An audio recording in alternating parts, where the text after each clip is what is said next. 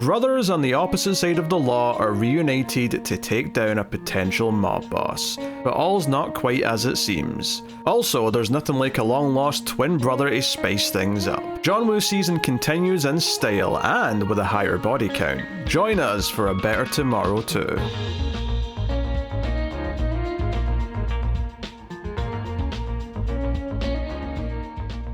Welcome everyone to the Collector's Cut. I am Peter, and joining me as always is David. Apologize to the rice. Eat it. Eat it. Eat the rice. This is a movie podcast, everyone.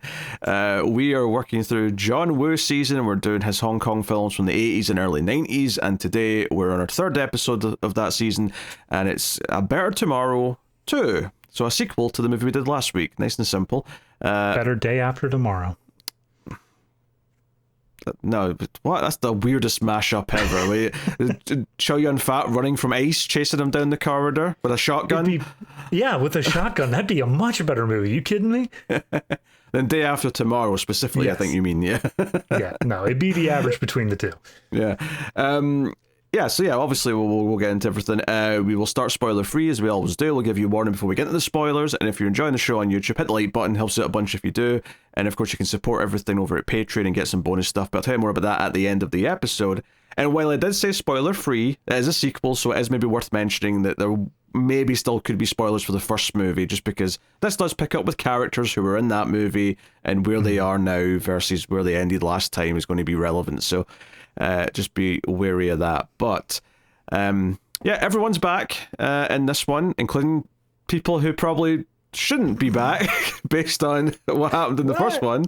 So we'll get into all that in due course. But we've got more villainous gangsters, we've got righteous revenge, we've got multiple country action this time round. Yeah. We spend a significant time in one plot in New York, and all that's going on.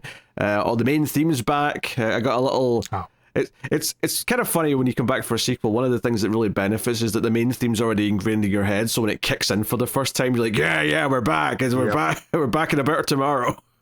It was weird. Like I definitely liked the main theme from the first one, but I just kind of forgot about it until this started, and then when it started, I'm like, oh, right, this, got it, I'm in. And it doesn't do it right away. It waits for like a moment to feel like, oh, this is a big deal where we're playing, and not that it holds back too much, it plays it a bunch of times, but like it doesn't do it right at the start of the movie. It waits until someone's got a bit of an entrance, and then it's like, okay, now it's time. Now we're in the Woo-verse. Obviously now I'd seen this before. I was curious to see how they were going to continue this story.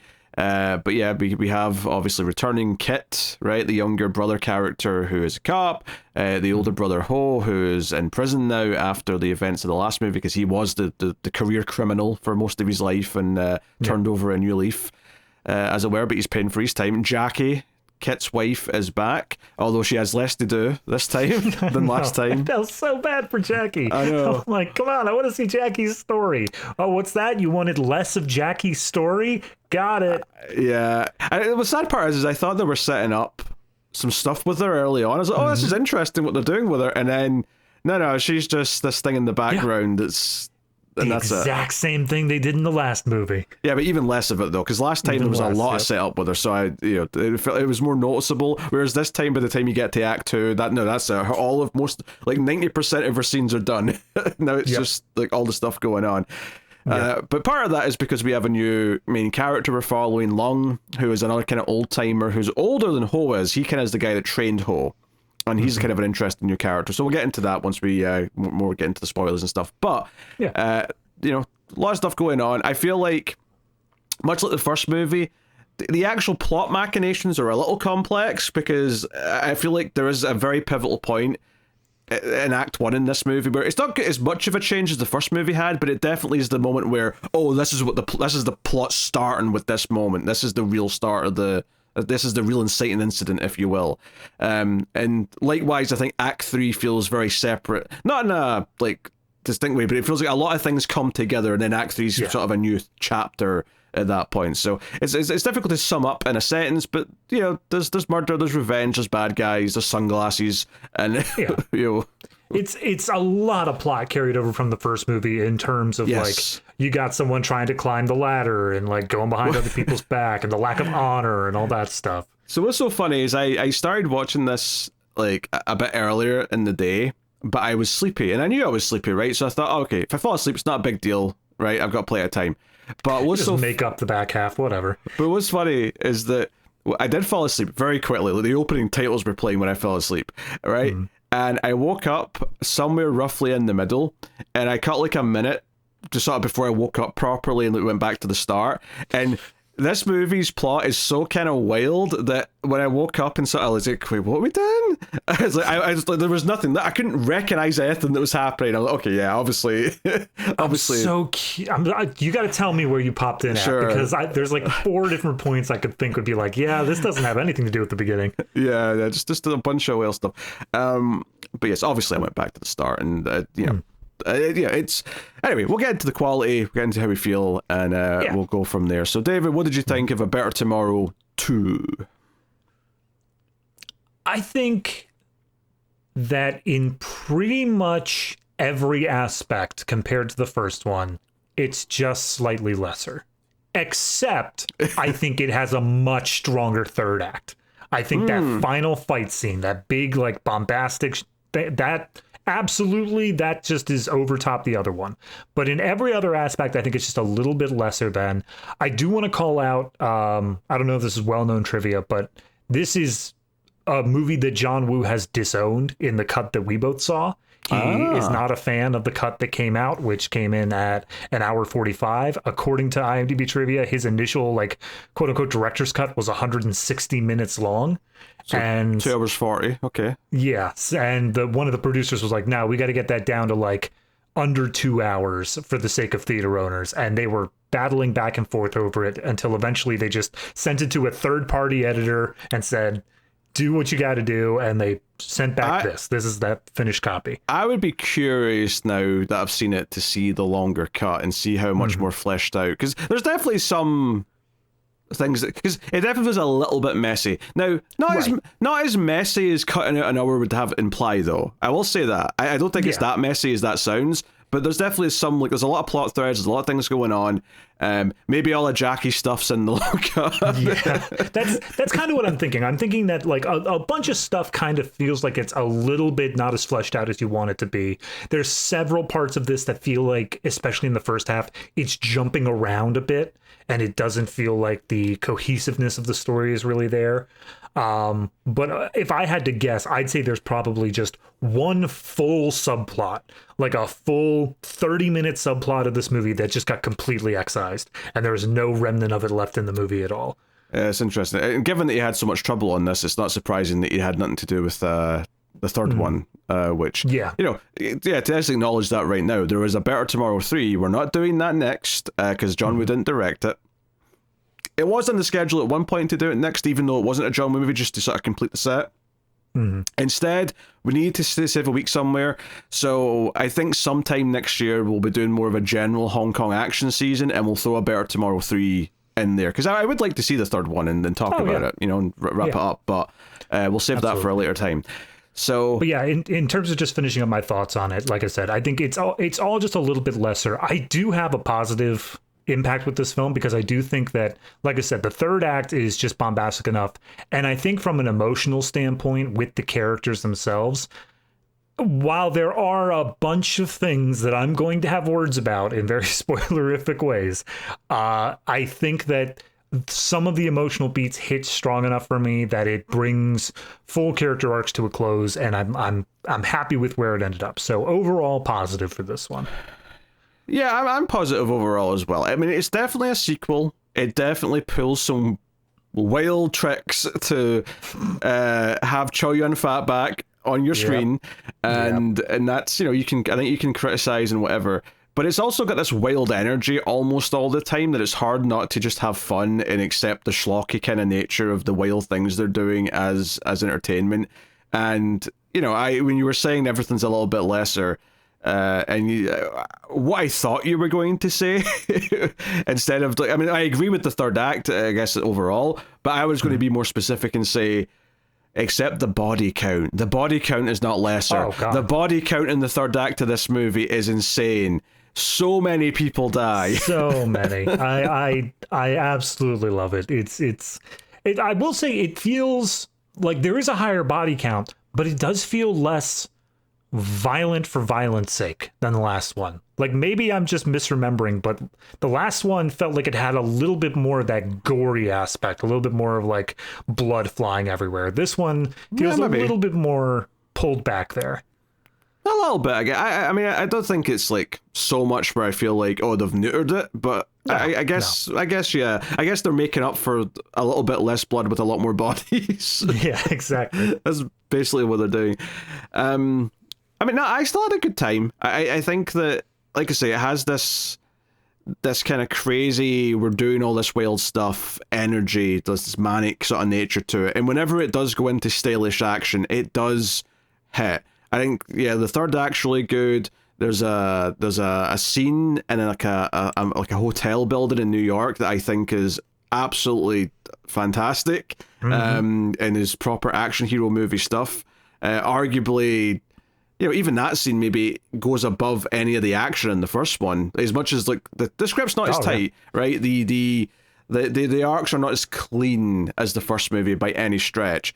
But I do think they keep thematically things in line. Like the new character Long, I think he's a pretty good addition to the group because his whole thing, which is like he used to be in the mob, he used to be in the triads or whatever, and he's been kind of clean for a while. He's been a legitimate businessman for like a decade or something like that. Yeah. And him starting off from that point and kind of like, you know, the powers that be, the other gangsters, just desperate to pull him back into shady business and how that sends his plot off in whatever direction, I think is a nice thematic inclusion given the themes that all the other characters have had from the first movie and get out of this one.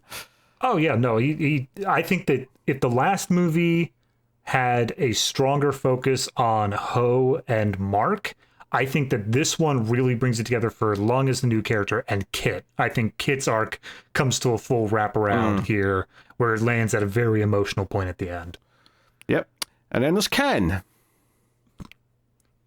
Are we talking about Ken? I feel like Ken's a little spoilery, but if you want to talk about Ken, we can talk about Ken. I mean, I'm just saying there's Ken. I didn't say anything, right? All right. He's just Ken. Anywhere else, he'd be a 10. He's Ken off.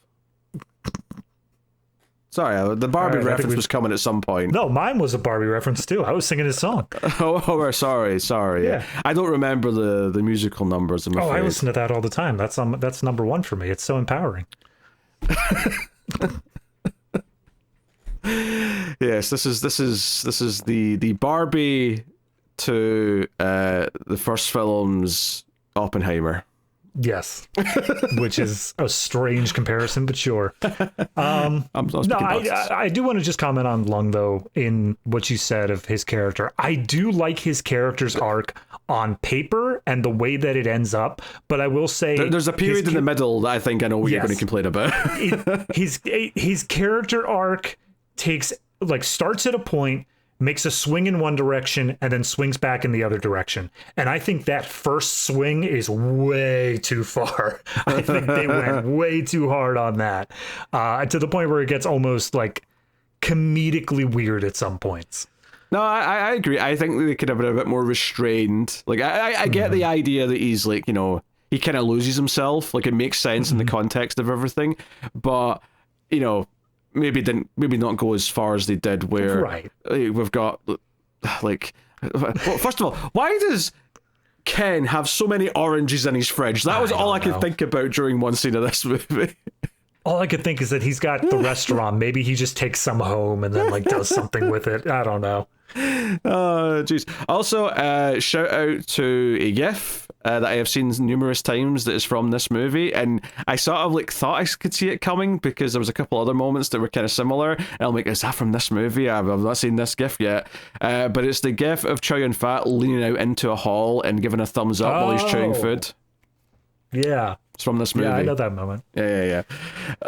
So yeah, it's always fun to discover where the GIF is from. Yep. I had a good feeling we'd find it during this season. I just didn't know where it was going to pop up. Yeah.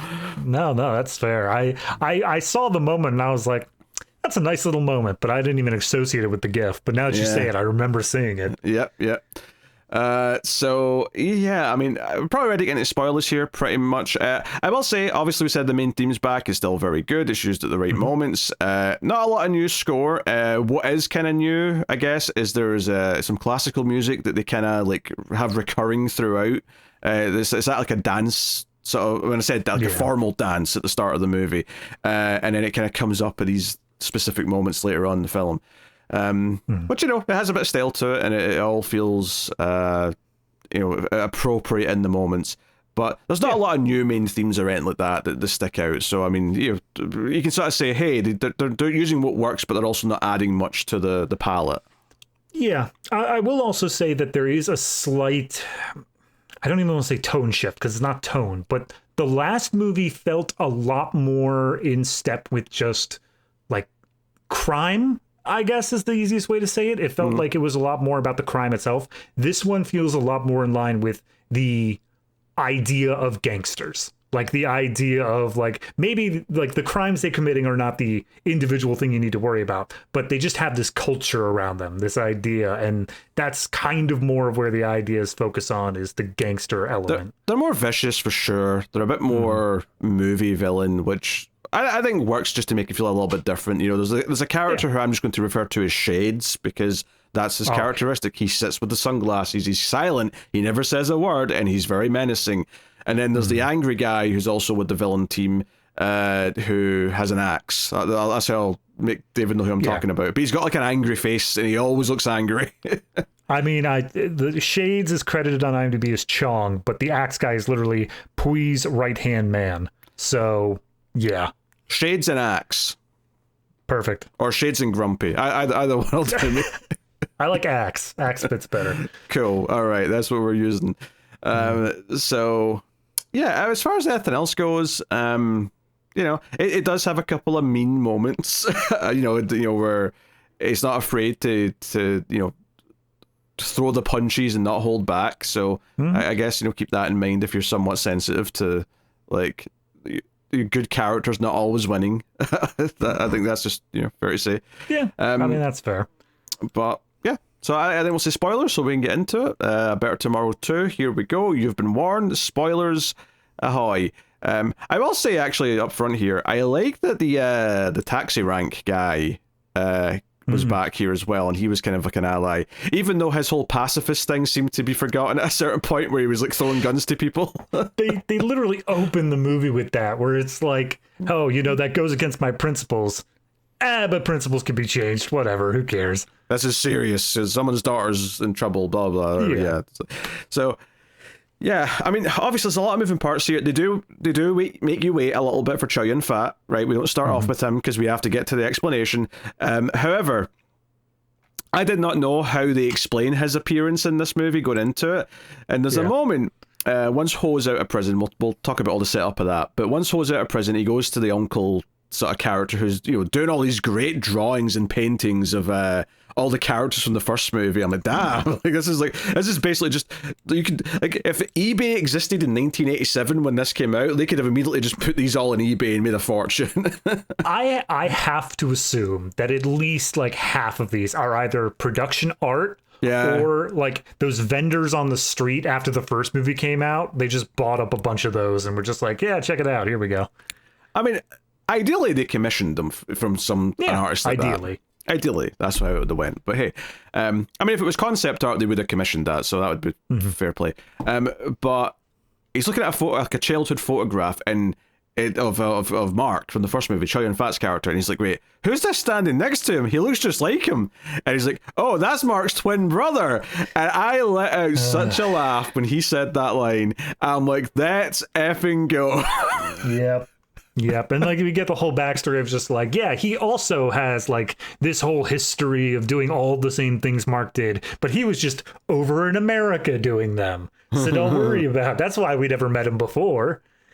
Yeah. And the funny thing is that when he eventually does come to Hong Kong, for the third act, he does like just take Mark's like coat from the first movie that's full of bullet holes and puts it on like it's his superhero cape. And I'm like, why does this coat mean anything? I mean, I guess maybe you still liked your brother, I guess, but I don't know. It's still a bit of a weird choice. All right, I'm gonna bring this up because I just have to say it here. Yes. Have you ever seen the movie Beer Fest? I am happy to say I have not. All right, it's a decent comedy. It's stoner humor, but like it's okay. But there's spoilers for the movie. There's a character in that who dies, and like it's a whole fight scene. He dies trying like to defend the characters, and when he dies, they have a funeral for him, and then the long lost twin brother shows up and says, "Hey, I heard you guys are doing this thing. Can I join you? And I'd really appreciate it if in honor of my brother, you called me by my brother's name." And they're like, wow, it's like he never even left. And the moment he put on the jacket in this and the shades, I'm like, wow, it's like he never even left. Yeah.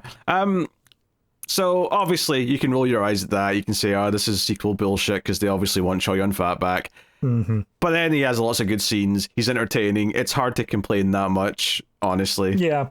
I will say, I think Mark had just this extra coolness factor that I don't think Ken ever got. I think that, especially in the beginning of the movie, part of what's drawing you in is how effortlessly cool they are. And I never got that from Ken. It's close, especially once he like does the gift move. Like, it's close, but he never quite gets there. He's still pretty. He's cool in like a more laid back way, I guess. But you know, I appreciate them not trying to make him exactly the same. You know, right? There's just a little bit of a difference because it would be ridiculous if he just talked like Mark and whatever. So, I mean, he wears the shades. He eats the match. He's wearing the jacket. Yeah, but it's hard not to say it's not exact. Yeah, but he also sucks on a flame. Mark never did that. Oh, well, we never saw what he did in his spare time. Like, I mean, like, it's pretty shameless, but hey, pretty entertaining. Hard to complain too much. You know, obviously the setup here has got a lot of moving parts to it, and Ho's in prison. Some police, high up police, come to him and say, "Hey, we want your help with the case." And he's like, "What case?" And he's like, "Oh, hey, this guy Long, he's your mentor, right? We want you to check. We think he's up to something again. We want you to like do some work for us." And Ho's like, what he says no, but he's also kind of like, nah, he went clean. Like, he wouldn't be doing anything. Like, he's pretty sure of that. And I actually, I like that he's right. I like that when we get to meet Long, he is absolutely right. Long is actually living by a pretty strict code now. He really wants to leave that life behind and so on. But what he doesn't know is that at the same time, his young brother, Kit, is taking it upon himself to go on a undercover mission to get close to this character Long. And his plan is he's got the headshot ready of Long's daughter. And of course, as he's looking at it and he's coming into this fancy ballroom where Long and his daughter are like waiting for her to go up and dance, it didn't cross my mind, because I didn't really think about it immediately, but about halfway through the walk over to her, I went, wait a minute. Wasn't he married in the last movie? I guess things didn't work out with Jackie. Oh, well, that's sad. No, cut to Jackie very quickly to remind us. Cut to Jackie very pregnant. Yes, very pregnant Jackie at that. And I'm like, wait a minute. Our biggest complaint, not like a movie complaint, but our biggest critique of you as a character is that in the first movie you kept putting your job above any like feelings or concern for your spouse, right? Like, he always put his job first, and it was this wrench between them. And now he's going undercover to seduce a woman so he can get close to her father. And he's leaving his pregnant wife to do. There's like a little scene later on in the movie where she's at like an appointment with the doctor, and she comes out and like every other pregnant woman's got like a husband or someone with her, and she's on her own. And it's like, you can almost hear the George Michael music from Arrested Development playing as he's walking. Or she's walking. I appreciate the idea of like, okay, we're setting this up with the idea that he's going to come to this realization. He's going to be like, oh, okay, I gotta get back there. I've got a daughter coming, any of that stuff. The movie doesn't take that turn. The movie takes a slightly different turn. I don't want to quite get there yet, but like, every single time that it came up, what pissed me off most about it is that he is consistently like, I got to do this. I got to be in on this. And then Ho's turning around and saying, get the hell out of here, man. Your wife has been like coming to me and talking to me about how you are being a shitty husband.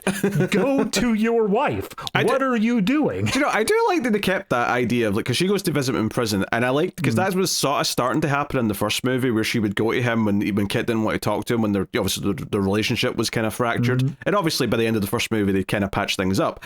But here, I really like that this is still a thing where she's going to the sensible older brother and saying, "Hey, Kit's acting weird. He's obsessed with work. He's like doing a secret mission he can't tell me about." And when she mentions the what he's at least what she's heard or knows and what name she's heard, that's what makes Ho realize, oh wait, he's investigating this long guy that I know, and that's what makes him go to the cops again and be like, all right, fine, I will investigate whoever you want. I'll be your mole. Just pull my brother away from this case, right? Let him go be a family man. And the investigator's just like, he's just choosing to do this. We didn't even do anything for him. Like he's suspended. He shouldn't even be doing work right now. So it's news to us. That's kind of the setup early on, and there's a little bit before that point where we see him kind of successfully charm the daughter Peggy, and that dance with her. He gives the dad like a model ship as a present for his office, but it's got like a little bug in it so he can hear stuff. But all he hears is Long turning down gangsters when they show up and say, "Hey, we want to buy shares of your ship dockyard so we can use it for illegal stuff." And he's like, "Nah, get out of here. I'm not making deals with you. I don't respect you. Get out of my office." So yep. And I think we see that the like second in command guy, like the one of the people who works with Lung is like, "Oh, I've had to sell out my shares and like do all this stuff in order to keep us afloat. Like it's all this stuff." And he's like, "No, you shouldn't have done that. This guy's a loan shark. Like I'm never going to work with him." And it's quickly revealed that like this is the guy who's doing the betraying, and he's climbing the ladder, and he's doing all this stuff. Yeah, he's behind it all. Which is fine. It's whatever. It's it's as straightforward as you need it to be. What's funny though is that the guy who comes to try and get and buy the shares in the shipyard, he seems like he's going to be the villain. This mustache guy. But there's a big ball or a big party or something like that where he shows up and he pulls them into a back room so he can basically threaten them, and he's wearing all white. We specifically had to point that out last time. Not even just threatening them. You hear him telling Shades before they come in, "Hey, like this is when you shoot him." So like they're planning on killing Long during this scene, and I actually think this moment's really good where Shades like pulls out his gun when the struggle's happening, because effectively Long's trying to stop his second in command, who I think his name is that Young Pugh? Young Pugh? That's Pugh. Yep. Yeah, Pugh. So Pugh pulls out a gun and is threatening the mustache man, and Long's like, no, don't choose violence, and he's trying to stick to his code, he's trying to be good, let's not be bad guys. And then you see Shades pull out his gun. It's this tense moment where you think he's going to shoot him in the back, but then you get this POV shot from behind the gun, and it moves over and aims at mustache man and shoots him instead. And I actually think that was legitimately a surprise, where I was like, I was like, what's he doing? Who's he working for? That was one of the things that we said last movie, was this idea that everyone has their own motivations. Everyone's got their stuff going on. They all just converge towards like-minded goals. Because this is what I was talking about when I said there's like a clear inciting incident that shakes up properly, and that's this moment, because it does take like a good 15-20 minutes to get to this point, because there's all the stuff with Kit wooing the daughter and having at least the start of a relationship with her, seeing the brother in prison. There's a bit of time spent building to this moment, and you think this mustache guy is going to be the main villain, and then nope, Shades he's like, oh, is Shades the main villain, or is he doing this for someone else? And then when it's revealed that Pugh is actually the main villain behind all this, you realize, oh, they want this to look like Long shot this man, and they want to make it look really bad. And when Long kind of stumbles out of the room holding the handgun that he took off Pugh, it does look really bad. In fact, Shades even shoots another person to make it look like he's still shooting people during this scene. Very, very stealthily, just a little under the towel kind of gunshot. Yeah. The first one was behind closed doors. The second one is after the doors have been opened in front of like the whole crowd at the party. And he's just left, Lung is standing there holding the gun, and he's like, oh, what? What just happened? Do you know what I like about this? Is I think the movie has very successfully at this point convince you that he's a good person. He's been trying to be a good person. He was actively trying to stop violence in that previous scene. So when you see him in this predicament, you immediately wants someone to help him, right? I think you're rooting for him after this moment where you're like, you know what? I actually care about you, like, clearing your name now, because this is actually bullshit in a good way. Yeah, no, like literally everything up until this point, I love. I think this is all great. Even when we get, I think the next scene is where we get reintroduced to the taxi Ken guy or Kim guy. Yeah, he goes to him for help, and he gets him out of the country to New York. Yeah. Yep. And he sends him to New York because he's got friends over in America. All that stuff I think is good. It's immediately following the section where it feels really choppy and like it doesn't, like something must have been cut out a lot here. No, you're right. You're right. It gets a little bit to the point where I'm just like, I'm losing the thread a bit. But the weird thing is, though, and this is a testament to maybe the quality of like directing and acting and stuff that's there, is that I don't think, like, it's not like the middle act of the movie is a chore. There's a lot of good stuff in it. It's just not, it just doesn't flow quite as well. But there's a lot of good scenes in that middle act still. Yeah, I mean, there's definitely a lot of good scenes. What's weird is, if we're just skipping ahead slightly here, once he gets to New York, there seems to be, and maybe I'm wrong, maybe I misread something in the movie here. There seems to be all the stuff that's going on with Lung, where he's having his own existential crises, and then Ken also just has completely unrelated American mob problems that are totally different than the other mob problems. I think that's the way it felt to me at first, although I did kind of start to wonder, actually, if the reason why the American mob was like causing trouble was because they were kind of like staking his restaurant out, thinking that Lung might show up because there is a connection, like, as brief as it is, because it's revealed later on that Ken does know Lung from his past, from back in the day.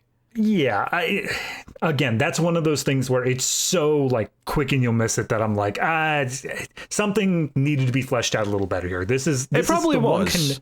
In the longer cut. In some version it was, but this is the one part of the movie where, especially because this is all of the issues of trying to bring back Chow Yun-fat. Like, we have to jump through so many hoops to justify the fact that he's coming back into the movie at all. This connective tissue of getting him over into Lung feels so weak that it's like, all right, I just have to accept it. It's the weakest part for sure, but I mean, we're not on that yet, I don't think, because we got some more stuff to talk about here. Because obviously, Ho gets let out with the police.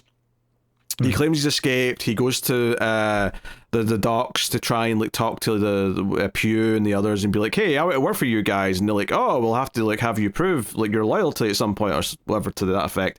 And he runs into Kit at this like party where that ends up with the whole Lung being framed sequence. And it's a nice moment when they run into each other and Kit leans in and goes, "I'm Billy right now, by the way. Like, call me Billy."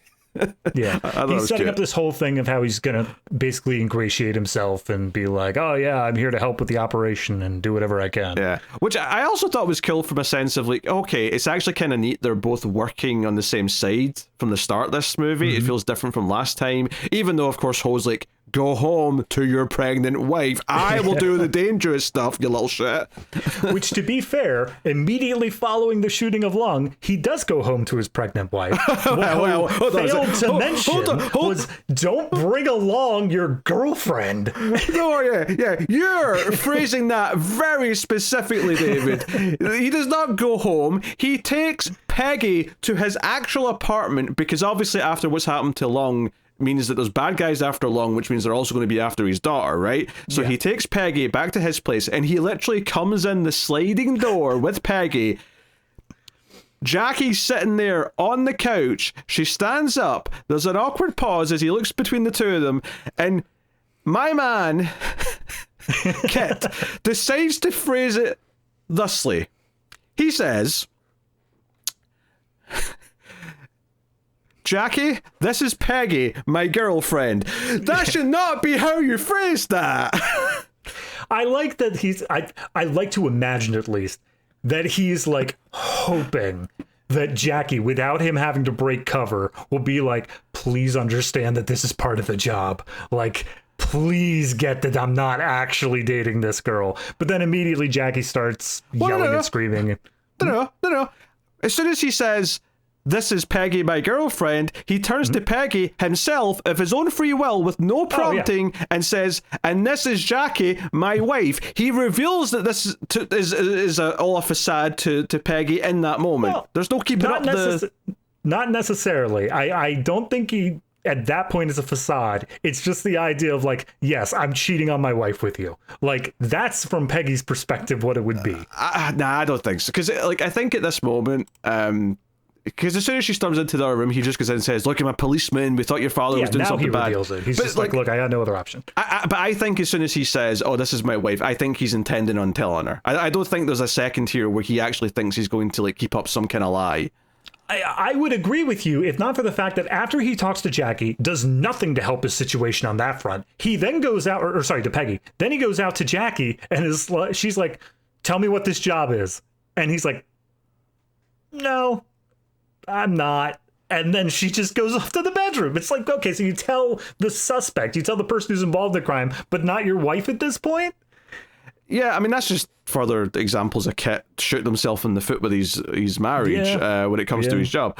But I don't think he was ever, like, as soon as he decided to go home, I think he knew as soon as he got there, the jig was up and he was going to be a bit more honest in the hopes that that would keep Peggy at his place. Unfortunately, when he goes back home the next day, she's already left, said a note, I'm gone home, don't come and find me. And of course, we cut immediately to her house next to the pool and an assassin takes her out.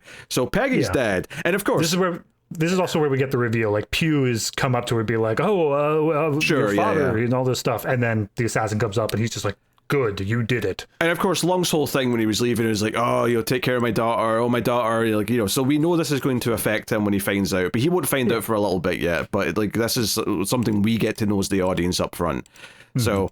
like that sets you up for your middle act. You've got all these reveals in play. You've got Ho and all that, and this is when Ho goes to the uncle character, and we get the whole photograph with young Mark and Ken. And it's what's so weird is the way it's edited here. And again, this might be just like a sort of a fallout of it being chopped up a little bit. Is the way it's edited and the main theme kicks in as it like jumps to New York. It kind of felt like they were doing that like Ho was looking at the photograph and thinking about it and being like, I can't do this alone. I need a partner. And then the main theme kicks in and it cuts to Ken. I legitimately thought Ho was traveling to New York to recruit Ken. I thought that's what they were doing here. And then as it went on, I was like, oh no, he's not. He's still in Hong Kong. He's just still doing whatever he was doing. We were just doing a separate plot with Ken, who's going to eventually interact with Long, who's already in New York. So yeah. Now, correct me if I'm wrong, the connective tissue is Ho does call Ken at the very least and says like, hey, go check in on I think so, the guy, like figure out what's that. Like that's how we get to that point. Yeah, that's how he ends up going to the hospital when Long's there. But before we get to that though, so Ken has a history of being a badass, right? But he has went straight as well. He's running a Chinese restaurant in New York. And he gets some angry Americans who are wonderfully dubbed. I cannot repeat the line verbatim on YouTube, like without being hidden on Patreon. Check out Patreon. But like the first line out of these Americans' mouths, I had to pause the video and just laugh for like 90 seconds straight. Like it's such an out-of-pocket nowhere line, and it's so great. It definitely comes across as people who don't speak English as the first language kind of wrote this dialogue, and then it's at some point kind of it never completely came together. And Chow Yun-fat is also speaking English for large parts of this here, but is also clearly dubbed. I don't know if he's doing his own dubbing here or if it's someone else. Yeah, it's hard to tell. Obviously, later in his career, he would speak in English in other movies, but I don't know if he was like maybe fluent yet, or maybe they just decided not to use him. I don't know. Yeah, no idea. But I do also want to bring up this, as he's working in this restaurant, it seems to be at least a couple of people here are working here, but there's also this group of kids that are like defacing one of the tables, vandalizing, and he just kind of comes up and acts as like, I don't know, a surrogate father figure for, and they all respect him and whatever. But I do want to call out specifically that the style that these kids are wearing are all sunglasses inside with like trench coats, and this is the fallout of the fact of Mark from the first movie in Hong Kong culture. Like, this is what the kids were actually wearing because of the previous movie. Yes, and Ken kind of mocks them a little bit for it and tells them to like grow up, which is a fun little moment. I actually kind of love this little group that he's got, because he's got this little group, like you say, of people who are like, you know, they're just like, I'd say teens. Oh yeah, teens, but I mean like I was going to say punks. They're not quite punks, but they're they're like kind of like street kids. You know, they got like a little, but they seem to be nice enough. And then he's got a couple of employees, and they all kind of like band together like over the course of the second act to help Ken at a couple of points, which I thought was kind of nice. At one point, one of them I thought got shot, and well, I think they did get shot, but I thought they were going to be killed, and I was really relieved to find out they weren't, because I even though I couldn't tell you anything about any of them individually, I found myself oddly liking this little band of Robins that Chow Yun-fat has in New York.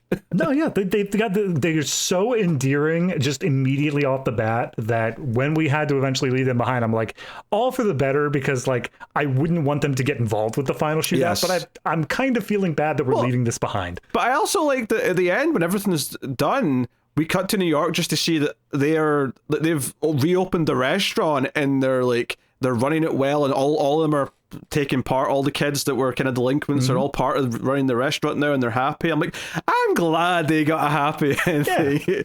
Someone got something out of this. Like, can't point towards Kit's wife as having a happy ending. Can't point towards any of the main characters. We got to point to someone. Yes.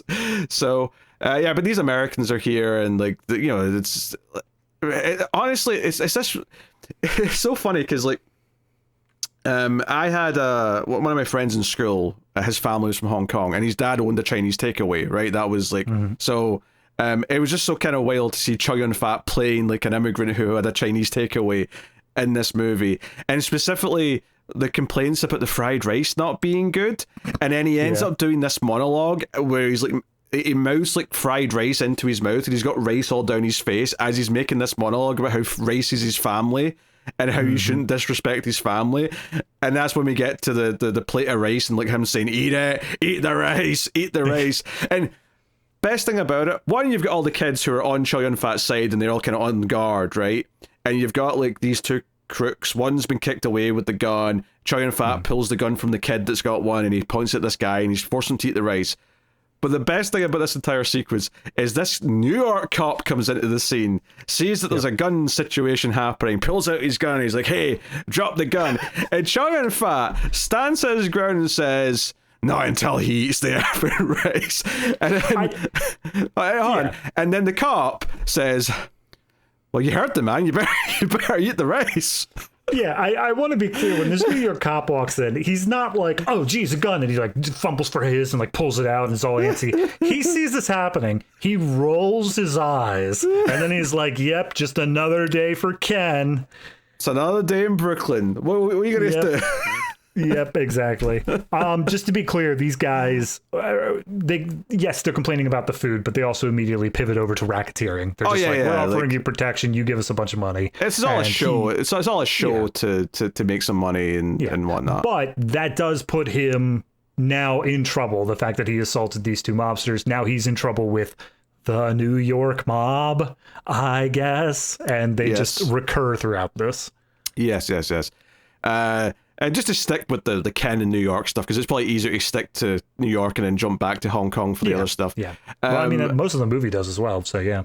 Well, it kind of, yeah. There's definitely cuts back to Hong Kong occasionally, but it feels like every time it cuts between them, it doesn't just cut back for a scene. It'll, when it cuts back to Hong Kong, we'll stay in Hong Kong for 10 minutes, and then by the time we cut back to New York, it feels like we've been in Hong Kong for a while, and vice versa. So it's very, very weird structurally in that sense. But so the other thing we see in New York is the Long finds, I think, his brother, who's now like a reverend in like a church.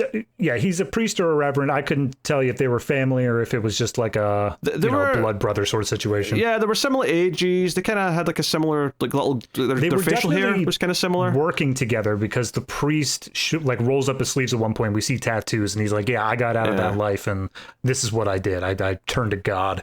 Yeah, and he's helping people and all that, and we see Long kind of helping kids because this girl reminds me of my daughter, and I'm going to. And the funny thing about this is we already know his daughter's dead, and he's like, this little 7-year-old's reminded me of my girl when she was young. You have some food. Can I just say, like, I don't know if they're making food or if they're like working with their hands on like some dirt or whatever, but their hands are filthy. Yes. And the whole thing is that you see a garden hose with like a really powerful spray, and they're spraying off their hands, and that's how you see the tattoos for the first time. And then it cuts to the little girl, and she's got like a little bit of mud on her face, and Lung kneels down, and all I could think is he pulls up the hose and just right at her face. I don't know why that tickled me so much. Yeah. He didn't, to be clear. He didn't, no. But like, it would have been so funny to see that. I mean, it would be a playful thing to do, is have a little water fight, you know? Yeah, but it's specifically how powerful the stream was. Yeah. I'm imagining it just being like 2 inches from her face. Yeah, but it's not like it's so powerful, like, because they're using it on their arms, so it's not like it's so Right. powerful it's going to do any damage, but... Nah. But anyway, it's all this thing. And during this sequence is when gangsters, presumably who have been asked to come after and kill him, right? Because he makes the mistake of calling Pew and saying, "I'm in New York, buddy. Don't tell anyone. Send me my daughter. Here's my exact address." And he's like, "Yeah, your daughter's fine. Long, she's great. Peggy's doing great. Hey, here, I'll put her on. Hey, Dad. So now, luckily, the little girl does not get shot, because that felt like a concern for a second. There is blood on her. I think she might have gotten nicked, but she isn't like injured / dead. I think that was just like spray from like the brother character getting shot, because he tries to sort of hold them off a little bit. He gets shot in the back and dies. And this actually is what leads to the mental break that Lung has, where after this he is traumatized, no one knows who he is, the cops like come and get him, and they throw him in a mental hospital, because we cut to him in a straitjacket in a white room, and they're force feeding him in a very inefficient way, might I add. Oh yeah, look, there must have been something in his contract of like, I need as much food smeared on my face as humanly possible, because it keeps coming up. But no, this is like all the stuff with the church and him like finding some purpose there and then it being destroyed, fine with. Absolutely fine. Him having a mental break after that, also fine with. But the cut to the mental hospital and him in the straitjacket just felt like too much too fast. That's where it just swung a bit too far. It was that, and then just kind of the repeated scenes over the next section or so where he's like acting kind of out of it and like kind of crying, and he won't respond to anything. But Chow Yun-fat shows up, Ken shows up, and kind of sneaks him out, and he clearly recognizes him, and that all kind of clicks. And takes him back to his place where he tries to get him to eat. He cooks him like 4 meals in one. Like he has like 4 plates, and it's like one's a steak, one's a burger, one's some chicken, and one's some sausage. And he's like, "Hey, eat some food." And so there's almost like a running thing here of like he's not eating. So Chow Yun-fat really needs to get him to eat. So there's a lot of, and he gets so frustrated that at one point he starts just like pulling out everything in the fridge and throwing it on the floor. I'm like, this is your house. All you're doing is wrecking your own house. Maybe it's just because like, times have changed and like we know like dealing with trauma and stuff like that maybe a little bit better, especially I think better than Ken theoretically would. But like all I could see here is like the equivalency of like a man shaking a baby. Like there's at no point is anything going on here going to be helpful. No. And yet somehow it does translate into like, oh yeah, as he throws all this food on the ground or whatever, we see Lung kneel down and start to try to gnaw on some raw beef. And I'm like, yeah, that's good for him. Go ahead and do that. Yeah, but he's just doing orange, and it doesn't have much Also famously easy to eat without having it peeled or anything. Yeah, he struggles at first because he tries to bite into it, and then Chow Yun-fat comes over and like peels it and sort of feeds him pieces of it, and he's finally eating a little bit. So there you go, that's nice. Yeah, I forgot what I was going to say. I was going to say something, and you skipped. I mean, if you want to continue with the. Yeah, if you want to continue with the New York stuff, I mean, it's no. It wasn't moving No? on. It wasn't moving on. Oh, It was okay. something about this. Oh, it was going to be a joke. I was going to say, yeah. I forgot what it was. It's not important now. But let me be clear that Pete's timing is impeccable when it comes to humor. it's because you kept talking. It's your fault. All right. Oh, okay. I was doing the honor, the kindness of letting you finish your thought, and then I forgot what I was going to say, and I forgot that it was a joke. If I'd remembered it was a joke, I might have let it go. But now that I've brought it up. All right, everyone just wipe your mind the last, 2 minutes. Pete's got a funny-ass joke. Well, see, this is the thing, right? This is the thing. Is it was a joke that I knew would not work for you or the audience. This is an even better joke. Right? Because you were talking about how they didn't maybe know as much about mental illness or trauma, right? And I was going to say, yeah, he didn't ken about it. Because in Scotland, ken means no. Not only a name pun, but also blocked by regional dialect. Yes. That's wow. Yeah. So anyway, later on in the movie. Look, just deal with it, right? So, because of the threat earlier on, though, when a suspicious character leaves a briefcase in the restaurant, the young characters there are all smart enough to realize, wait a minute, that might be and they all start to dive out the way, but the place does blow up and it gets wrecked. Dude, that scene, they make a big enough fuss where all of the guests, all the normal patrons start running around as well. I'm like, oh, okay, they're evacuating. They're making it so no one's actually going to get caught up. Nope, there's two people walking right next to the briefcase the moment it explodes. And let's be honest though, this is the only effect in the movie that looks a bit ropey. Is this the explosion from the outside the building looks great because they just did some explosions, but inside the building, the one that knocks the people back is an optical addition effect. It's way too washed out, and it doesn't feel like it's blending in with the lighting of the scene at all. That said, though, the image of the body flying in the side of the explosion did make it feel a bit grim, even though it looked kind of quite fake. So 6.5 a dozen. Take what you will. But all the young characters no, we have to go find Ken. We have to go find Ken right now. So they all go to Ken's place and they're showing up and they're trying to tell him what's going on. But this is also around the same time that a bunch of assassins are trying to get to Lung.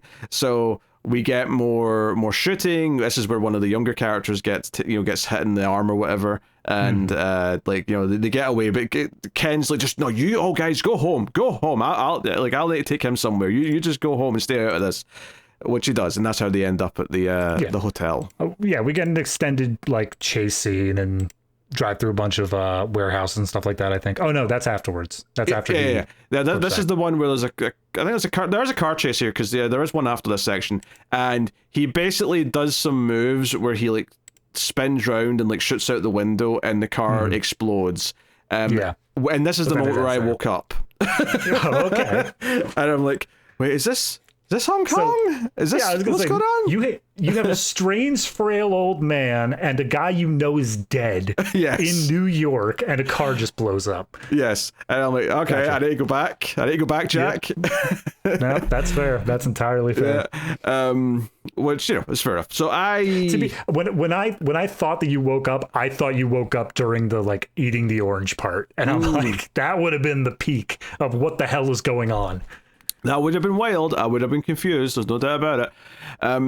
So when we actually cut back to Hong Kong for a while, but when we cut back to New York, we see that Chow Yun-fat's Ken has on the shady black market bought some clearly weapons. I mean, they're wrapped in brown paper, but it's clearly a rifle or a shotgun actually, but and some other stuff. Yeah. Somewhere in the middle here, I think Lung got confirmation that his daughter was killed, in the blank space in between. Yeah. And he's looking at his daughter's photo, and Chow Yun-fat, part of his therapy to try and make him better is to rip up the photo of his daughter in front of him. She's dead and she's never coming back. Get over it. Which obviously felt kind of cruel, but obviously once the bad guys show up, and they do the nice setup here, very cinematic with the 5 bad guys walking in a row towards the building and all that stuff. Once the shootout actually starts, though, and Chow Yun-fat has to basically protect someone who won't protect himself. It did that 2 things. One, it was a cool extra thing that Chow Yun-fat had to do, so it made it feel more difficult. So that added to the tension. But it also did feel, as much as he's not been very good with his, therapy skills, it did feel oddly kind of sweet, how much effort he was putting into protecting him, like in the action scenario, you know? No, part of his whole thing with the lock and load and like as he's getting ready for these assassins to attack is it feels simultaneously like he's trying to hype up the guy of just like, look, you were in this life before. It sucks that you got to get back into it, but you have to. And then the other half of it is it feels like he's like, again, this is almost contrived writing, but it works for the character thus far of that they're just giving him Mark's philosophy of the idea of like he lost all this stuff before, but he wants to be in control of things again. He says almost that exact same line of like, I'm in control of things, and then he comes out shooting. Yes. And I love the start of this as well, where they go out into the hall, because there's a couple of guys get into the room via the windows or whatever, and he takes them out with a shotgun. But they get into the hall, and they look down the hall, and he's like, there's only one way off this floor, and it's at the stairs at the end of this hall. They're going to be coming. Like, we have to survive this, right? We either live or die here. And I like that. It felt epic. It felt like a good action setup. And then, we get him going down the hall. He empties the shotgun to guys who pop out of various doors who have been hiding in other...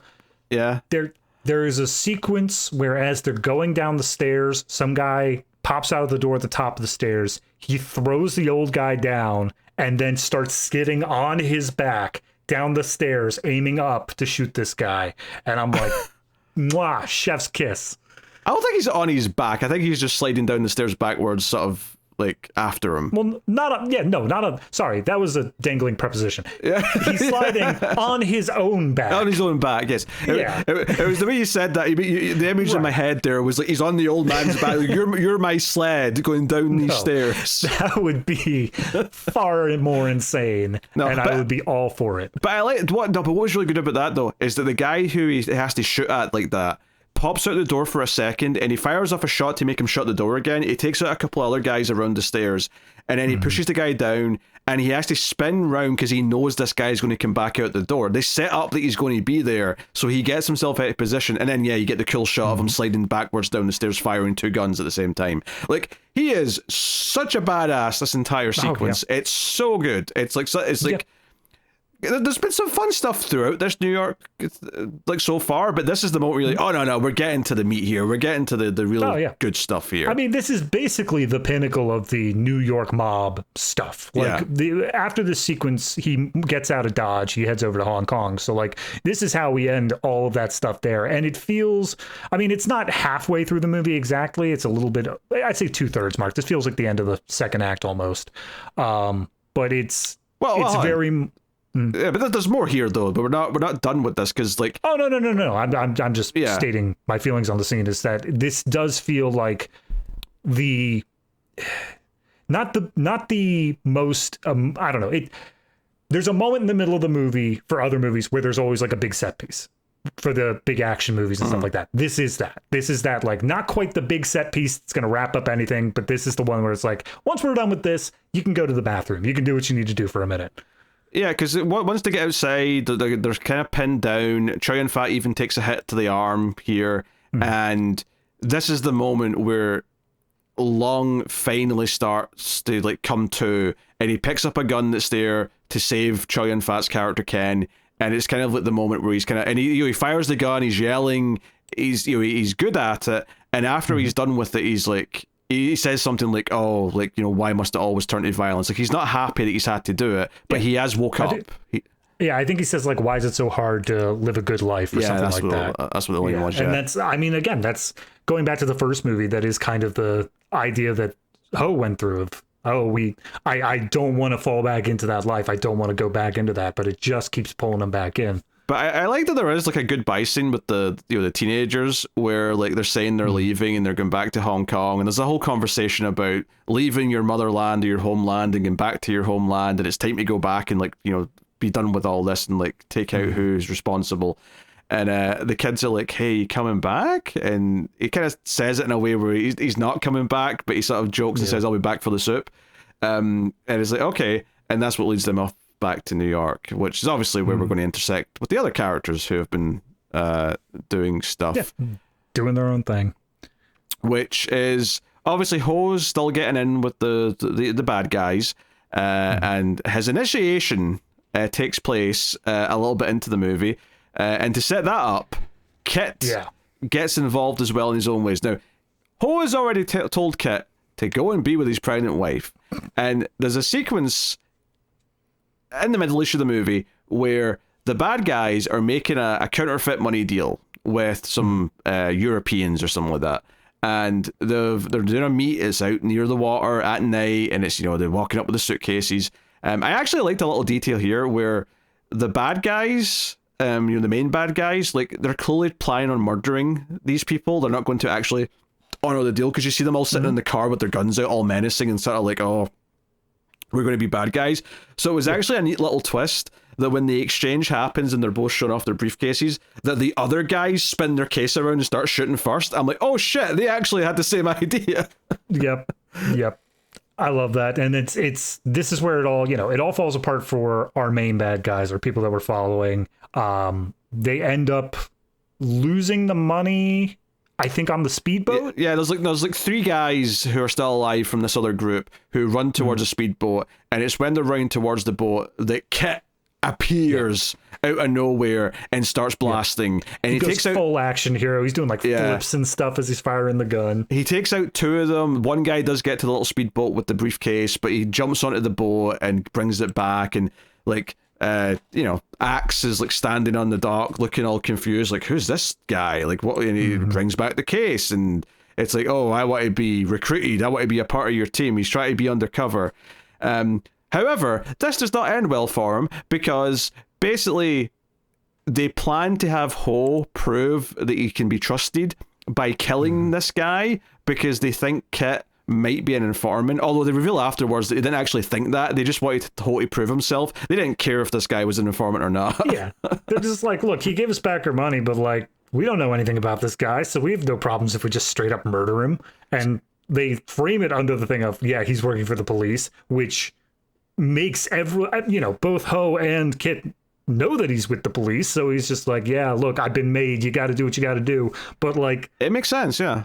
Yeah, they were just like, nah, that was just a lucky coincidence. We didn't even know that. But it's not, because when they first said that, I thought, oh, they're going to like send them after him to kill him. But no, they actually arrange a meet where they've got a bunch of bad guys in a circle with cars. Kit's there thinking he's going to get recruited, and like Ho steps out, and you get his reaction, because they're saying, hey, we want you to kill this guy, and he sees Kit get out of his car, and he's like, oh shit. And this is a sequence that absolutely like has all the impact in the world if you've seen the first movie. This is the scene where you're like, oh shit, they have to pretend they don't know each other, and Ho has to like at least make it look convincing that he's killing him. That's the bit. That's the tiny thing that I think they could have written around a little bit better, is that the shots that he fires into Kit are visibly just clipping him. Like, it's one in the shoulder and it's one like at the waist. And I'm like, they told you to kill him. And I feel like anybody watching would be like, okay, what about his head? What about his heart? Could you maybe hit one of those before we all leave for lunch? Yeah, but I don't know how you get around that, though. And the way that they've set it up where everyone's watching, like, how do you make this even... Because at least in the logic of the movie, he fires a shot, which is kind of a shock, because it's not like they agree upon that first. He just has to decide to do it in the moment. And then Kit kind of whispers to him, you need to do one more. It won't be convincing unless you do a second one. So the movie's telling you... need to trust one brother. Yeah. But the movie's telling you in its way that two's enough to convince them, right? And you can say how realistic you think that is or not, but the movie's clearly saying no. In the language of our movie, two's enough to convince them. Right. And if you want to, nitpick that, you can. But like, I think the movie's trying to at least give you something that you can understand as a hard logic. No, I mean, I accept it for what the movie's presenting it as. It is by far and away not the biggest problem I've had with the movie up to this point, because this is well and truly deep after all the Lung having his mental breakdown stuff. So I'm fine with it, and it does lead to a really great scene where he then rushes back after everyone has left and is like, I gotta get my brother to the hospital. He has to drive away with all the other cars, and then he turns and just waits until they're all gone, and then he immediately spins back around and goes back to try and get him and take him to the hospital. And This is the first of 2 times in this movie where he's being rushed towards the hospital. And he ends up being fine, of course, but there is obviously a moment where Jackie shows up at the hospital and Ho's like, oh, he's been hurt. They're working on him now. They're trying to save him. Now, Jackie, I need you to really listen to me here. Do you have the number for Peggy? I think she's going to want to know about this. But he ends up being fine. Like, he effectively has got a sling on and he leaves the hospital very quickly, all things considered. But even after this, he still wants to be involved in everything, and Ho's still telling him, hey, we've got this covered. You go home and be with Jackie. I don't want you getting hurt again. I mean, yeah, it's he has absolutely no disregard, and he almost does, I think, for a moment, because this is once he's all better, they meet up with Lung and Ken in a cemetery. Yeah, with everyone together. Yeah, they're paying respects to Lung's daughter, and that's where he comes up. And he's like, "I'm sorry, I lied. I was with the police, but like also I cared about your daughter, and I'm sorry she got killed in the line of all this." And he's like, "Nah, you're cool. We're all good." And that's where he says like, "Go home, be with Jackie, stay out of this." And it's only when they're leaving that Ken is like, I think he wants in. Let's let him in. And then he just like does a little nod, and Kit's like, yay, I'm back in the action. Yeah. There's a more specific point, though, where he does actually get a bad feeling because he sees a shooting star when they're staking a place out, and he's like, oh, I was told that was bad luck for a cop. And the funny thing is, there's a point where he definitively does decide, or at least it's kind of agreed upon, that he will not stick around and be involved, right? It's a whole thing where it's like, hey, you're going to go home. Ho says once again, go be with Jackie, we've got this. And then, of course, he goes on his own mission to a different location, and that gets him killed later on, of course. But we'll get to that, because I do like the setup, though, because once they get all the characters together and they're in Hong Kong, I do appreciate that it becomes a lot simpler, where it's like, okay, we're technically still working under the police in the sense that, they want to bring in these counterfeiters and the triads and whatnot, but let's be real here. This son of a bitch killed my daughter. I want to take him and all of these people down. Yeah. As soon as all the New York stuff is gone, as soon as like the crime angle doesn't even really matter anymore, and to be fair, we still have a scene or two to wrap that up, it becomes so absolutely black and white morality of just, there is a bad guy who killed an innocent girl, and we will get our vengeance. Yeah, I mean, it starts off as that, but then once Kit dies as well, it's like, okay, now we have twice the people to want to get revenge for. Yep. It's time. We're going to do this. So that's kind of the setup we ultimately get at. I mean, Kit's whole thing, and it's well done, because Kit's spying on the bad guys at their mansion, and Shades is like sneaking up behind them, and it feels so cinematic. And Shades has been so intimidating the whole movie, because he's been the guy who just pulls out his gun and shoots without saying anything. So it's really well done.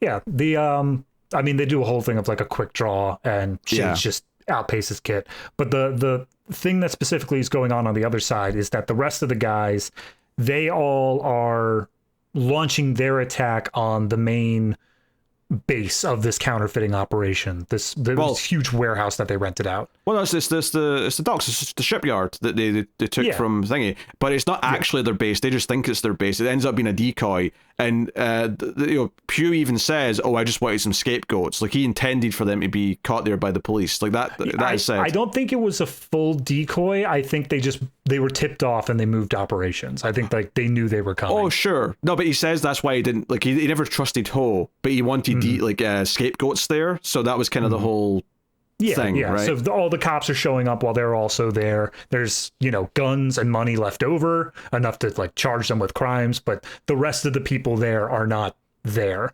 And so you get, during a montage that shows Kit's death and like the funeral and all that, you also see the police have considered this, mission accomplished. We found a bunch of money and guns, and like we took it off the streets. Hooray for us. Yeah, although Ken doesn't just die, though, of course. He kind of stumbles out of this place, and Ken like picks him up, and he's taking him to the hospital, and Ken's like, I want to speak to Jackie, who, by the way, during this is in labor, right? She's went into labor, and the baby's born, and he's missed all of it because he decided to go and do this mission that got him killed instead. So, like, you know what? It's a tragedy, because he made the same mistakes he kept making up until it got him killed.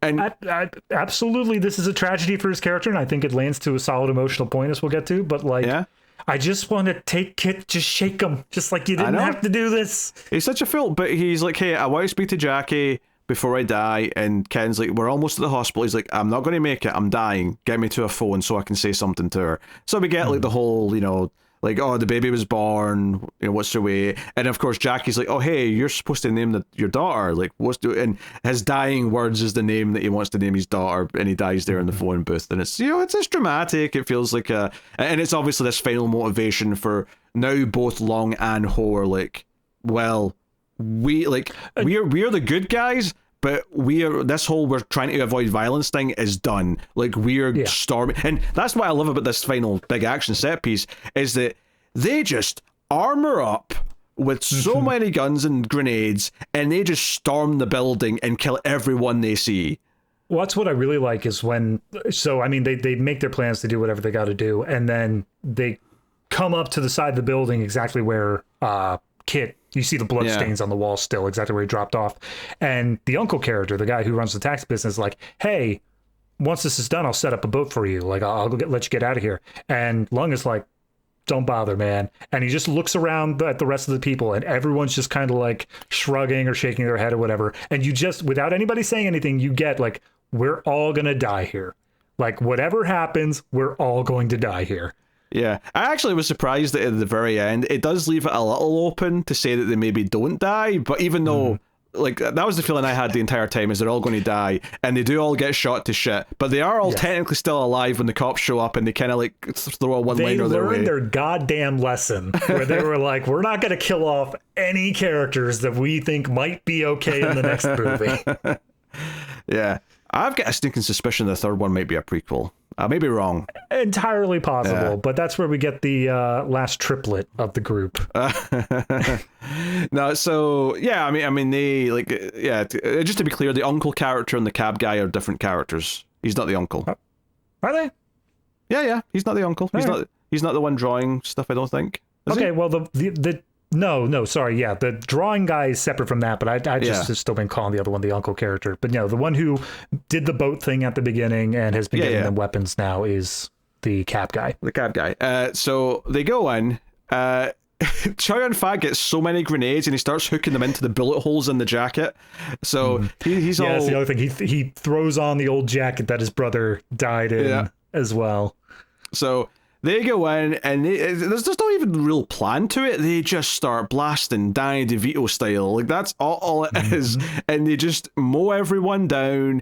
It's, you know, the main bad guy, Pew, he starts to sort of try and run and hide and whatnot. And notice that he's wearing a white suit going into this sequence, everyone. Oh, hey, how about that shit? And yeah, there's just lots of fun sequences here. I mean, Ho ends up pairing off against Axe for an extended period. That's kind of his thing. Ken gets a lot of the more flashier jumping around and like setting off grenades stuff.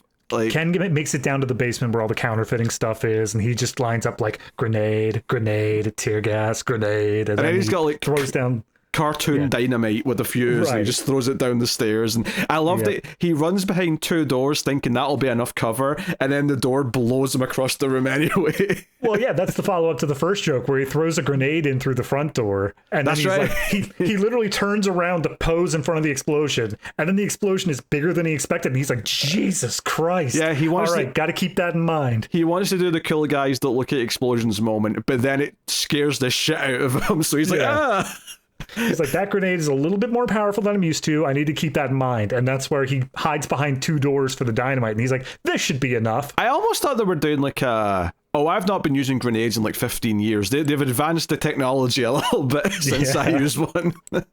I mean, he specifically attributes it to the cab driver guy. He's like, man, he really loaded these up. So I think it's just his are stronger.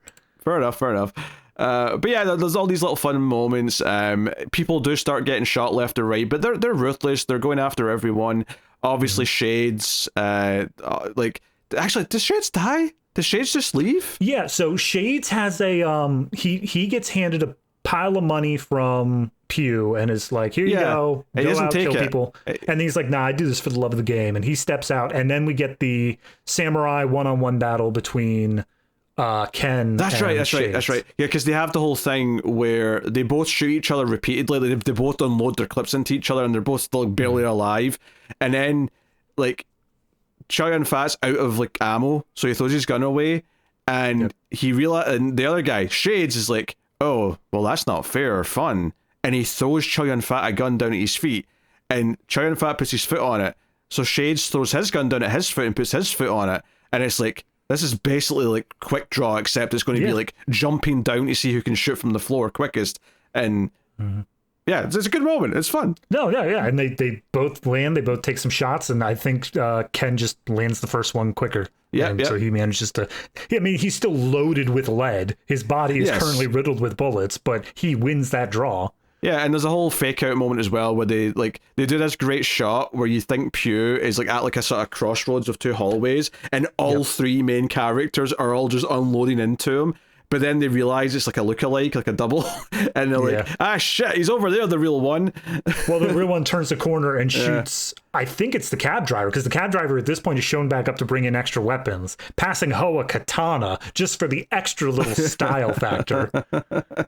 Now, it may not be that yet, because he shows back up when Chow Yun Fat's like pinned against a window with no ammo left, and he throws some guns into the window. So I'm not sure if he's in there for that moment. It might be that might be the first time Lung gets shot is in the back from Pew. Entirely, but Lung gets shot a lot. He does, yeah. Like they all get shot. A lot of points where he gets shot. Yeah. Oh yeah, but like Lung more so, I think, than either of the other ones, because that's when it got to the end. I'm like, okay, Ken seems to be in decent spirits. Ho, a little less so. Lung, if he manages to make it to the door, I'll be impressed. Yeah. But yeah, when they get outside though and they're chasing down the bad guy, there's a lot of, it's like, yeah, they're all still going despite the fact that they all should be dead by now. They're all just riddled with bullets. So the final standoff is as Pew's running away, the cab driver manages to get the drop on him, puts the gun up behind his head. Lung is made aware of him, and he's limping along at this point, so he's struggling to get the gun aimed on him. Cab driver tells Pew to get rid of his gun, to which he does, but then pulls out a secret gun from his waistband. Yeah, this is when the cab driver takes one shot. Yeah. Yep, ends up shooting cab driver, just clipping him, and then takes another shot at Lung. And now Lung's down on the ground. Pew is, of course, doing his boasting, as villains do. He's trying to get one over. And that's where, from the background, both Ken and Ho take shots to, one, disarm him, and two, shoot him in the kneecap so he's down on Lung's level. And that's where Lung manages to line it up for a headshot. Gets a kill shot, yep. And then they just stumble back inside. They tell the cab driver to go, that he shouldn't be arrested for this. You should go live your life. You're doing good work at the cab taxi rank for ex-cons that need redemption, blah, blah, blah. Yep. Trying to get back on that pacifist thing, maybe. They go inside. They just sit in like 3 chairs and wait for the cops to show up. And the cops come in, just see the 50 dead bodies that are just lying around.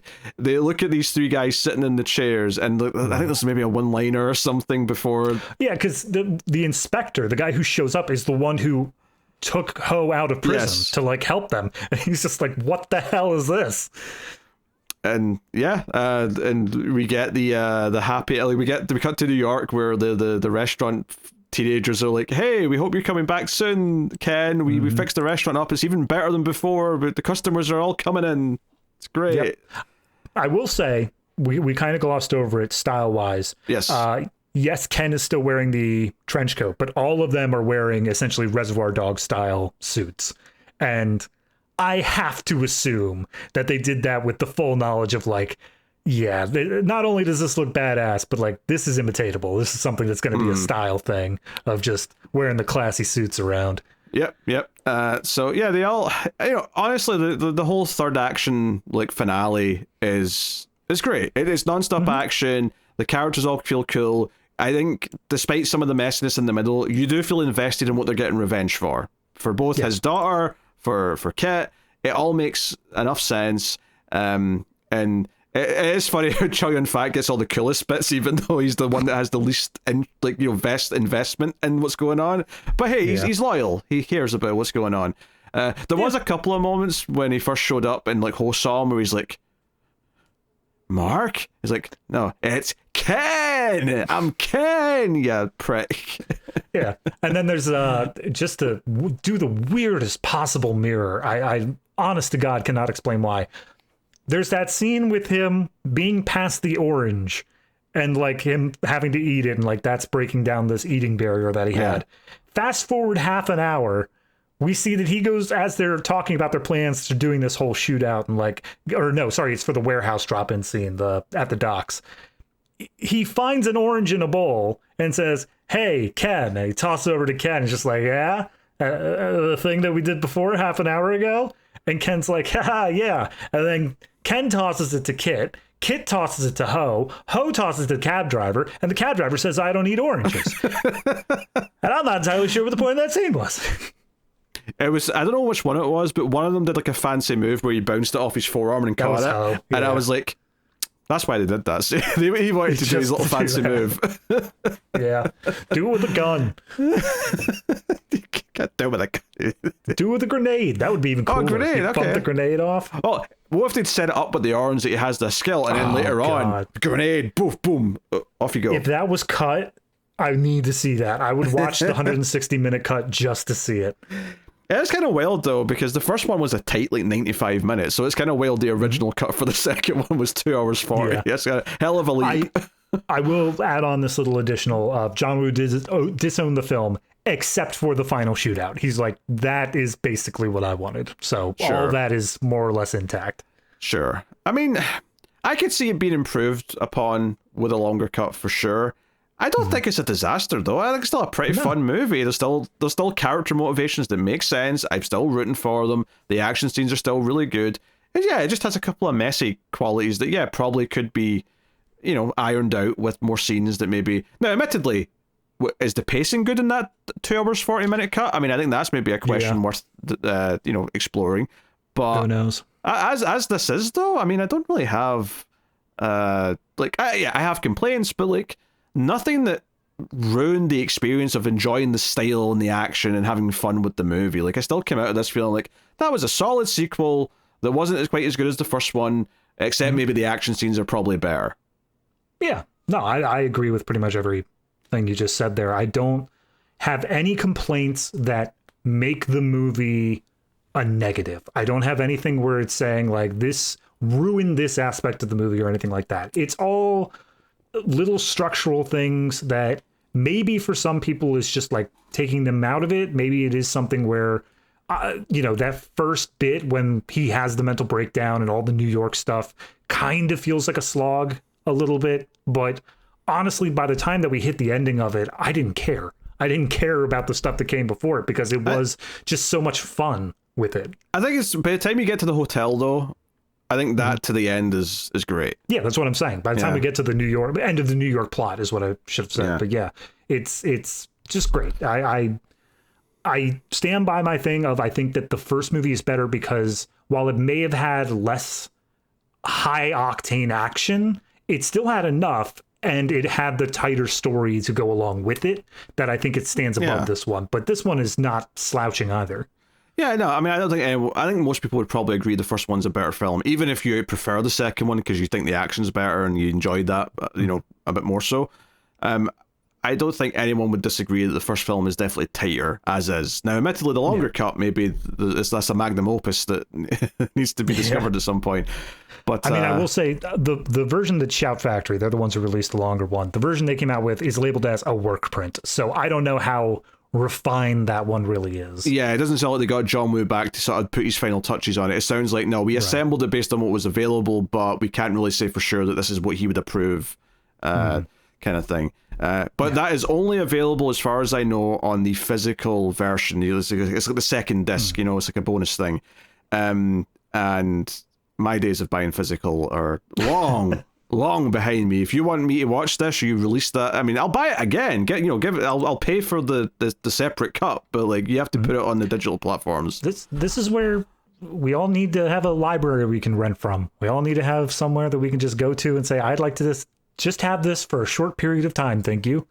Well, this is a US only disc, to be fair, so I mean, I don't know if that would help me, but if I can find the library, I will stream it to you, Pete, and we can both watch it together. Just straight up being the pirate in the piracy. Whatever. Yar har. Yar har, my matey. Yeah, I mean, it's a fun time. I honestly, I can't be mad. Like, I think you expect a bit of a dip for most sequels, and this is a pretty small dip, all things considered. It's not a big dip.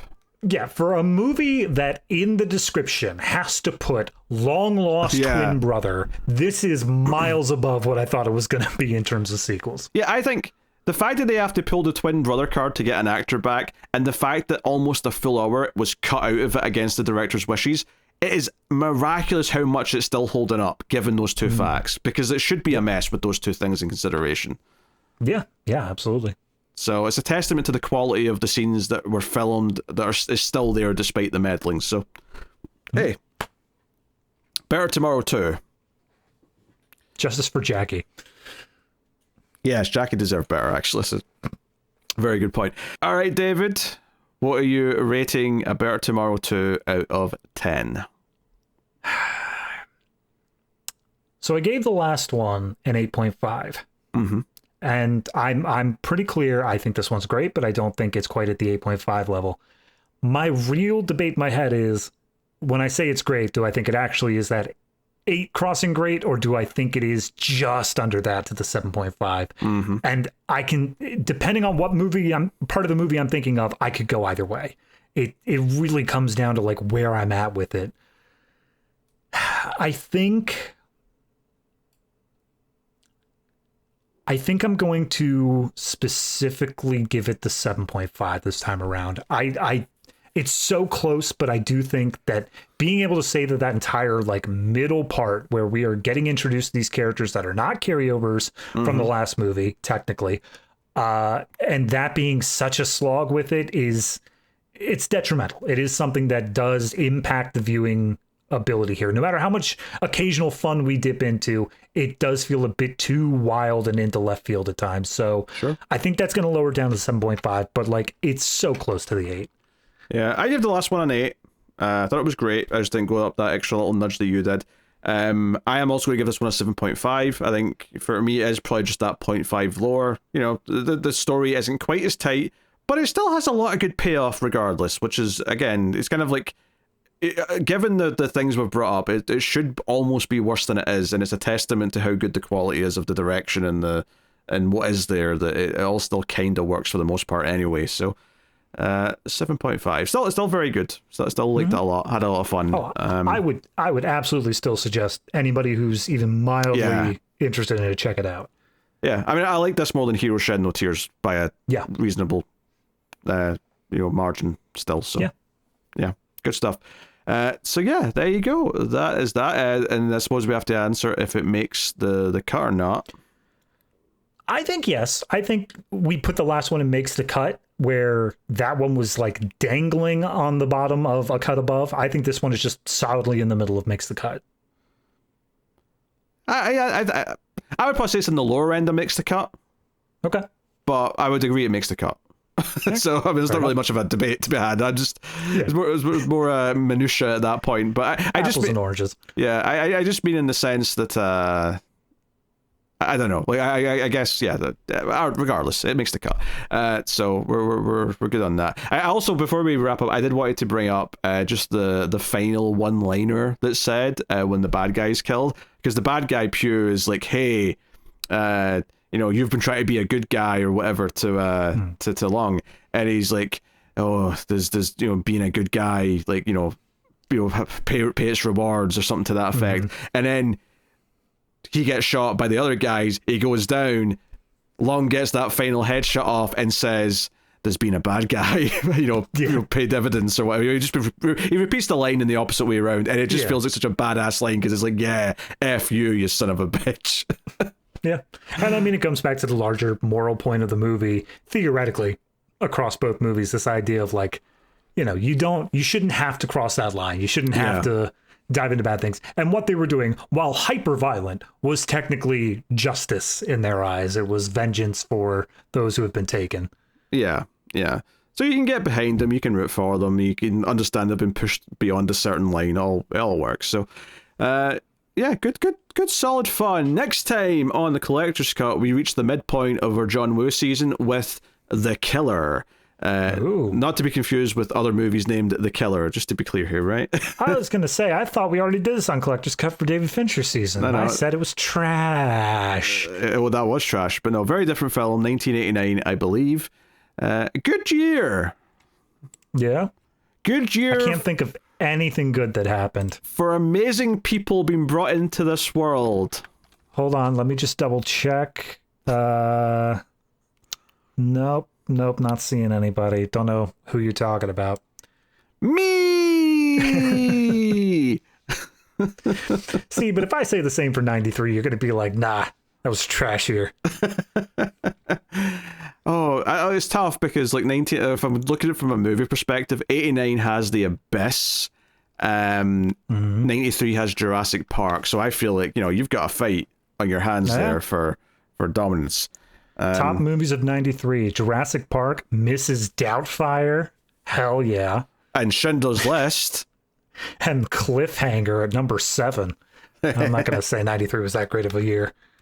Yes, well, 89's got Lethal Weapon 2, I think. It's got the first Batman, which, I'm not super hot on, but it's there. Here, box office. I just want to see what's coming up. Batman, Indiana Jones, The Last Crusade, Lethal Weapon, Look Who's Talking, Honey, I Shrunk the Kids, and whichever Back to the Future movie was out there. 2, that would have been... But hey, Honey, I Shrunk the Kids is a good movie too. Back to the Future 2. Hey, your favourite movie was out the year I was born. I guess one good thing happened that year. How dare you? You snivelling toad. Well, maybe the killer will turn it into 2. Who knows? Oh, yes. Oh, because, you hated The Abyss.